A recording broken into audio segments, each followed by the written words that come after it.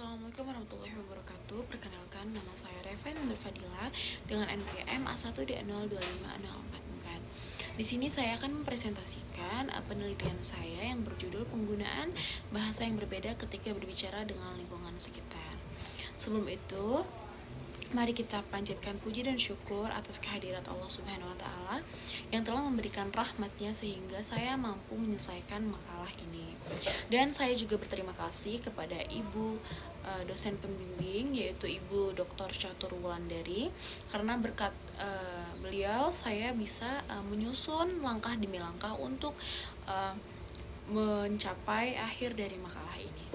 Seperti yang kita tahu bahwa bahasa itu merupakan alat komunikasi utama yang digunakan manusia untuk berkomunikasi, untuk menukar gagasan, dan untuk menjalin hubungan sosial. Setiap kelompok masyarakat itu kan mempunyai karakteristik bahasa yang berbeda, mulai dari dialeknya, mulai dari intonasi, dan serta gaya berbicara juga berbeda. Dan keberagaman ini juga muncul dari latar belakang sosial, latar belakang lingkungan, sehingga membentuk pola komunikasi yang berbeda-beda setiap individu.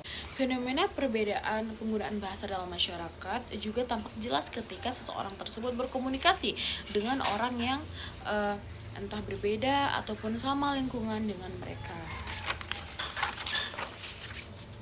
Adapun tujuan saya dalam membuat makalah ini, yang pertama untuk mendeskripsikan variasi penggunaan bahasa yang muncul dalam interaksi sosial berdasarkan perbedaan suku dan lingkungan. Yang kedua, mengidentifikasi faktor-faktor yang mempengaruhi penutur dalam memilih bahasa atau dialek tertentu saat berkomunikasi, serta memberikan pemahaman mengenai pengaruh keberagaman suku dan lingkungan terhadap pola komunikasi dalam masyarakat. Lanjut, di sini saya akan memasuki bab 2, yaitu pembahasan. Jadi di sini saya akan menganalisis rekaman 1. Rekaman 1 ini berisi percakapan antara teman saya dengan dua kota yang berbeda, tetapi mereka sukunya sama, suku Jawa. Nah, teman saya ini ketika dia berkomunikasi dengan keluarga, dua-duanya ini sama-sama berkomunikasi dengan bahasa Jawa, tetapi bukan dengan berkomunikasi dengan bahasa lingkungan mereka ataupun bahasa Indonesia. Mereka menggunakan bahasa Jawa. Nah, saya pikir mereka berdua ini apabila ketemu di kampus, ini kan kota Bengkulu, saya pikir akan menggunakan bahasa Indonesia, tapi tidak, mereka akan menggunakan bahasa Jawa. Tetapi apabila mereka berkomunikasi dengan teman yang lain yang bukan bahasa Jawa, mereka tidak menggunakan bahasa Bengkulu, tetapi mereka menggunakan bahasa Indonesia.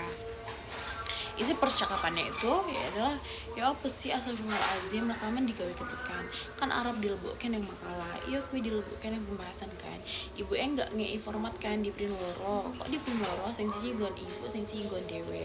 Jadi itu adalah bentuk percakapan dari teman saya. Jadi siapa lawan bicara kita itu bisa mempengaruhi bahasa komunikasi kita.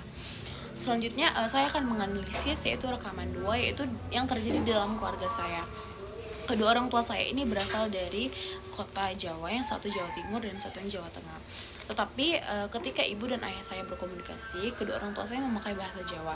Tetapi ketika kedua orang tua saya berkomunikasi dengan kakak saya, yang notabene kakak saya itu lahir di Bengkulu, mereka menggunakan bahasa Bengkulu, bukan bahasa Jawa. Tetapi ketika kedua orang tua saya berkomunikasi menggunakan bahasa Jawa, kakak saya ini mengerti apa yang dikatakan oleh ibu dan ayah saya. Jadi isi percakapannya itu yang pertama, wong nggak ngerti nek udan, yo diresiki nek ora diresiki wedine engkong kok banjir. Mas bersihin siring di belakang rumah Mbah. Malas. Nah, itu adalah bentuk percakapan dari rekaman kedua. Nah, rekaman kedua ini menjelaskan antara bahasa Jawa dan bahasa Indonesia. Jadi itu bertujuan untuk komunikasi tertentu, misalnya memberikan penekanan, instruksi, dan perintah seperti itu. Lanjut, di sini saya akan menyampaikan bab 3, yaitu bab penutup.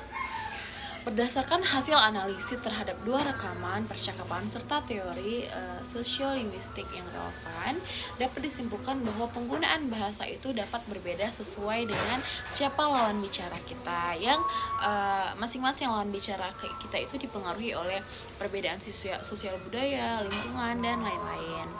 Kedua rekaman juga menunjukkan bahwa lingkungan sosial itu membentuk cara seseorang menyesuaikan bahasanya.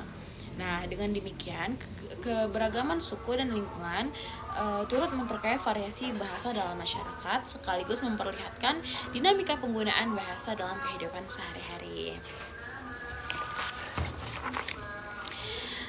Baik, saya akhiri presentasi saya. Wassalamualaikum warahmatullahi wabarakatuh.